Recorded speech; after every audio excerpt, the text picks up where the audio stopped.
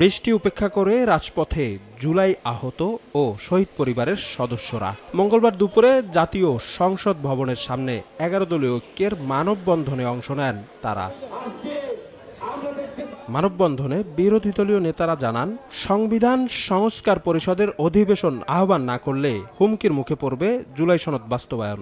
সংস্কার বাস্তবায়নের জন্য যদি আঙ্গুল বাঁকা করা লাগে, যতটুক বাঁকা করা লাগে ১১ দলীয় ঐক্য ততটুকু বাঁকাই করবে। বাংলাদেশ রাষ্ট্রটিকে একটি গণতান্ত্রিক রাষ্ট্র হিসেবে বিনির্মাণ করতে হলে অবশ্যই জুলাই সনদের যে গণভোটের গণরায়, সেই গণরায়কে অবশ্যই বাস্তবায়ন করতে হবে। ধোঁকাবাজ কোন মুনাফিকদের রাজনীতি বাংলাদেশে জুলাই অভ্যুত্থানের সৈনিকেরা চলতে দিবে না, চলতে দিবে না।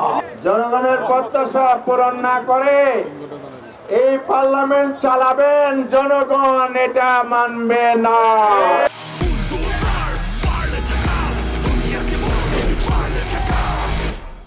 জামায়াত সেক্রেটারি মিয়া গোলাম পরোয়ার জানান, বাংলাদেশের রাজনীতির এখন সবচেয়ে বড় সংকট জুলাই সনদ বাস্তবায়ন না করা। বাংলাদেশের রাজনীতির এখন প্রধান সংকট এই গণভোটের রায় বাস্তবায়ন না হওয়া।